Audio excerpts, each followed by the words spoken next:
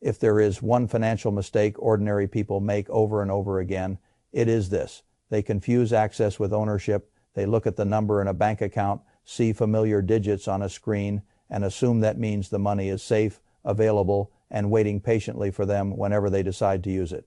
That assumption holds right up until the system is stressed. Then people discover something they should have learned much earlier. Money sitting in a bank is not the same thing as cash under your control. It is a claim, a promise, usually a good promise, usually a functioning promise, but still a promise. And the difference between money and a promise about money becomes very important when confidence begins slipping through the floor. If I were speaking to a family today, and I had only a few minutes to tell them what matters before April 2026, I would not start with stock picks. I would start with liquidity. How much of your life could continue normally if your bank limited access, if transfers slowed, if panic spread from one institution to another, or if the market handed you a rare opportunity during a period when most people were frozen? That is the real question, not whether your checking balance looks healthy, not whether your app loads correctly, not whether the branch on the corner still feels respectable. Can your household function calmly if the promise becomes temporarily inconvenient? Most people cannot answer that question because they have never asked it. They think banks store money. Banks do not really store money in the way most depositors imagine. Banks transform deposits into assets. They borrow short and lend long.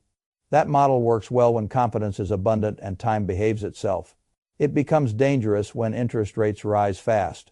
Asset values fall and depositors decide they prefer immediate control to patient trust.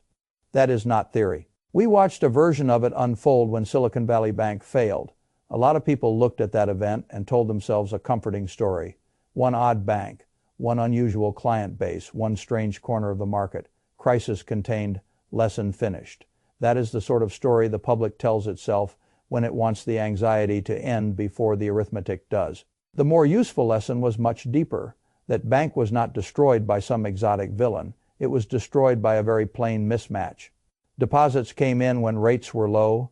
Those deposits were parked into longer duration assets. Rates then rose at a pace the system had not seen in a very long time. The value of those assets fell sharply. The losses sat there quietly until depositors became nervous. Then the quiet part ended all at once. A bank can survive a lot of unrealized pain if depositors stay calm. A bank can survive much less if depositors begin acting like owners of fragile claims instead of participants in a stable arrangement. That is why confidence is so central to banking. And confidence in the modern world moves much faster than it used to. A century ago, a bank run involved shoes, sidewalks, and visible lines. Now it involves phones, taps, and group chats. Money does not need to leave the building physically. It only needs to leave the screen. That change matters far more than many people appreciate. People still picture modern finance with old mental images. They imagine delay, they imagine friction, they imagine that if there is ever a serious problem, they will have time to think. Time is the first thing that disappears in a real stress event. That is why I am not interested in dramatic language for its own sake. I am interested in structure. And the structure today deserves a colder look than most depositors are giving it. The first strain is still sitting where many people do not want to look. Banks across the country spent years buying or holding assets that made far more sense in a low-rate world than they do in the one we are in now. When rates rise, long-duration bonds lose value. That is not scandal, that is math. A coupon that looked acceptable near zero becomes much less attractive when new bonds are paying far more. So older holdings reprice downward. If the bank never has to sell, it can often pretend patience will solve the matter. But the moment depositors leave quickly, patience stops being available. Then the mark on paper starts turning into a real problem. This is why people should stop thinking about bank safety as a matter of logo quality and start thinking about it as a matter of balance sheet resilience. A fine name does not repeal asset duration. A famous sign on the building does not make losses disappear. It only makes people slower to imagine them. The second strain is even more dangerous because it is less visible. Commercial real estate. I have no interest in shouting about office towers because they make for exciting television. I care because the banking system cares. If buildings that were financed under one set of assumptions must now refinance under a much harsher set, trouble does not arrive as theory. It arrives as loans that no longer make sense at the new cost of money. Office demand changed. Remote work stayed. Vacancies rose. Cash flows weakened. Values fell. Yet a great deal of financing against those properties was written in a world that assumed stronger occupancy, friendlier refinancing, and a more forgiving cost of capital. That world is gone. And who holds a meaningful share of those loans? Not always the institutions people discuss most on television, regional banks. The same broad area of the system that already proved sensitive to rate pressure and depositor flight. That is what makes the picture more serious. You do not need one problem. You need two problems leaning on the same doorway. Losses in securities portfolios, pressure in commercial real estate portfolios. Now add a third force, and the situation becomes much harder to dismiss. The government itself needs enormous sums of financing. That matters much more than people think. When Washington borrows on a giant scale, it is not happening in a vacuum. It must find buyers.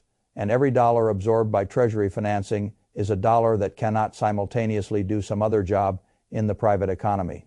People like to talk about government debt as though it were a distant political number. It is not distant. It influences yields, liquidity, incentives, capital allocation, and the entire tone of the financial system. For a long time, the country benefited from a setup that made heavy borrowing easier than it should have been. Foreign demand was strong, rates were lower. The financial world still treated us government paper as the unquestioned center of gravity. That system is not dead, but it is less generous than it was. And the supply needing to be absorbed is much larger. So what fills the gap? Increasingly, domestic institutions, banks, funds, pension capital, private pools of savings, in plain language. The government is pulling harder on the same financial fabric everyone else depends on. That pressure shows up everywhere. It shows up in higher yields than people got used to. It shows up in weaker room for policy error. It shows up in the simple fact that the system has fewer easy buyers and more debt to move. Now pair that with quantitative tightening. During the crisis years, the central bank flooded the system with reserves, liquidity, and bond buying support. That was the easy phase. Now some of that support is being withdrawn. People talk about liquidity as though it were a slogan. In reality, it is the hidden oxygen of modern markets. You barely notice it while it is abundant. You notice it immediately when it thins. Liquidity drains do not announce themselves with a trumpet. They show up in the plumbing. Funding gets less comfortable. Credit becomes more selective. Bid and ask spreads widen. Refinancing grows less automatic. Weak borrowers discover the market is no longer eager to play along. Bank stocks begin underperforming before the public knows why. That is the sequence. A drip, then a flood. Which is why I do not want households thinking about this in some theatrical, end-of-the-world way. I want them thinking about it in a practical, grown-up way. What part of your life needs to remain fully under your control no matter what happens in the banking system for 90 days? 180 days or somewhere in between. That is the amount that matters. And for most people, the right answer is not everything. It is not nothing either. It is 3 to 6 months of actual living expenses positioned outside ordinary bank dependency. That is the number I would begin with. If your life costs $5,000 a month, then I want $15,000 to $30,000 under arrangements that do not require your local bank to be having a good week. If your household burns $12,000 a month, then I want $36,000 to $72,000 under your direct control. If your household is more expensive than that, scale accordingly. The point is not a fixed universal number. The point is a fixed window of independence. That independence can take several forms. Some of it can be physical cash in a genuinely secure place, because inconvenience is reduced when you possess actual currency. I do not mean theatrical piles of money hidden in foolish ways. I mean enough real cash that a temporary systems problem does not instantly become a household problem. Some of it can be very short treasury bills held directly, not as a lazy bank balance, but as a direct claim on the government that avoids ordinary bank specific risk. Some of it can be modest exposure to physical precious metals held simply, not because gold pays you an income, but because it is one of the few monetary assets that does not require a chain of promises to remain what it is. That is a sensible mix, not paranoia, not drama, redundancy. People mock redundancy until the first thing fails. Then redundancy becomes intelligence in hindsight. The second part of the answer is even more basic. If you have more than the insured amount sitting at one institution, you should not be waiting around to think philosophically about it. Move the excess. FDIC coverage matters, coverage limits matter, account structure matters, institution concentration matters, and while insured depositors have a much stronger claim than uninsured ones, I still do not like unnecessary dependency in a stress system.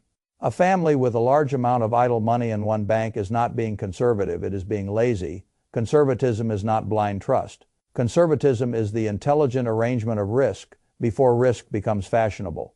That is how I have always thought about capital.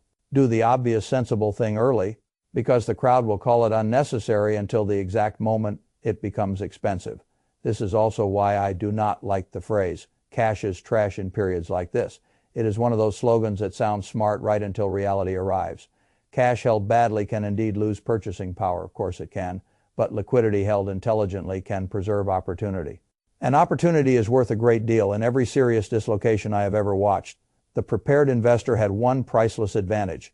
He was not forced. He was not forced to sell. He was not forced to borrow on terrible terms. He was not forced to accept whatever price the panicked crowd happened to offer. He could wait. He could think. He could act from strength. That is what liquidity buys, not excitement. Freedom. And freedom is the most underrated asset in finance. A person with zero cushion and heavy bank dependence is not invested. He is exposed. A person with 3 to 6 months of true liquidity outside that dependence has begun building real resilience. That is a completely different condition.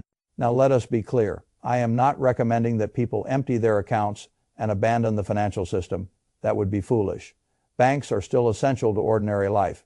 Payments must clear. Businesses must operate. Households need practical banking. The goal is not to walk away from the system. The goal is to stop being fully trapped inside it. That difference is enormous. When people hear a warning, they tend to swing toward extremes. Either they ignore it completely or they want to perform some dramatic act that makes them feel in control. I prefer neither response. I prefer a calm checklist. First, know what your actual monthly burn rate is. Not what you guess, not what you hope. What it really is: housing. Food insurance, utilities, medicine, transportation, core obligations. That tells you the real size of your 3 to 6 month window. Second, look at every bank relationship and measure concentration against insurance limits and convenience needs. Third, move enough into direct short-term treasuries or equivalent structures that your household has non-bank liquidity. Fourth, keep a sensible amount of physical currency and perhaps a modest amount of physical precious metals, if that fits your temperament and storage reality.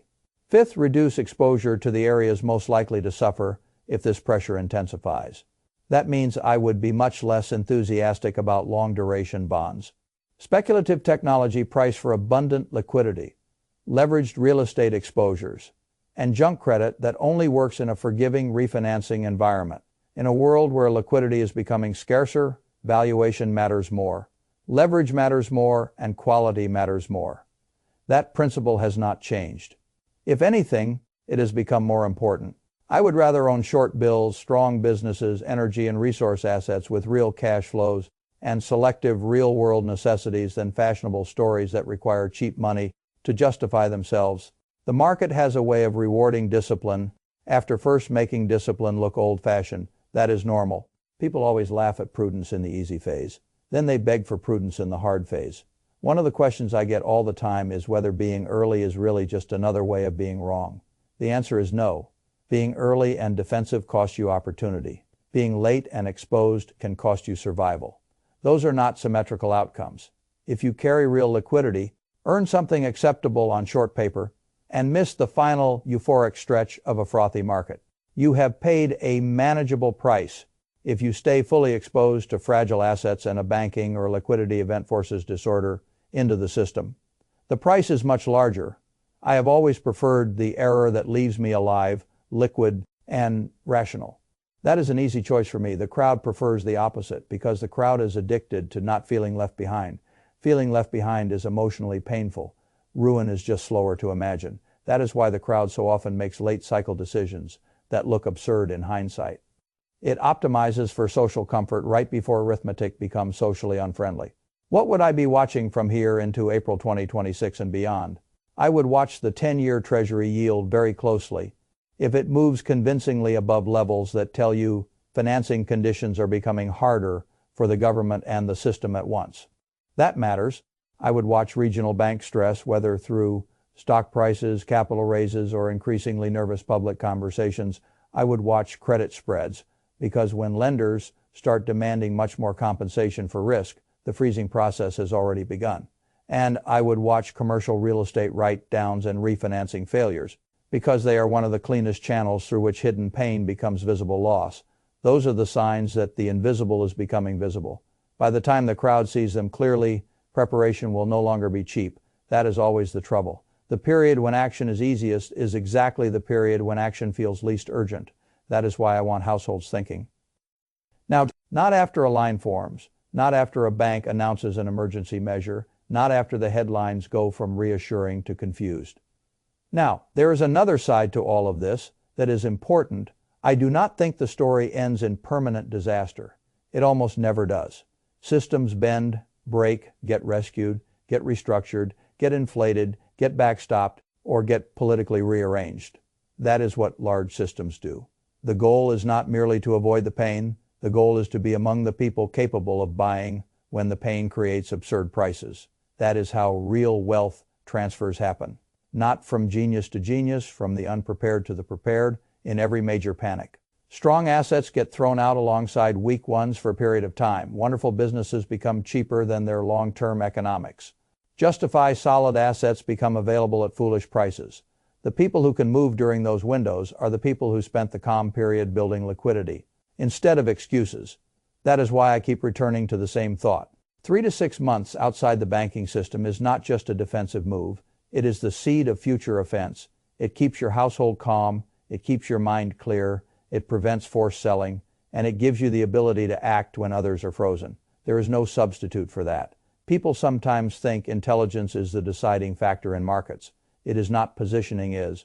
A very smart man can be destroyed by bad structure. A fairly ordinary person can come through beautifully if his structure is sound. That is one of the oldest truths in finance. The market does not hand out rewards for sounding sophisticated.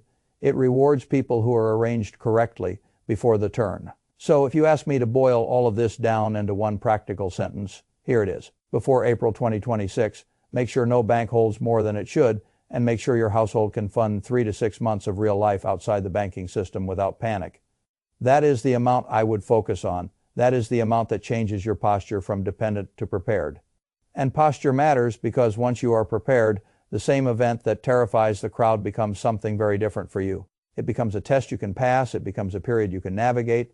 It becomes a chance to buy quality assets from people who spent the easy years, assuming access would always be immediate and trust would always be enough. Trust is useful. Control is better. In easy periods, they seem interchangeable. In stressed periods, they are not even close.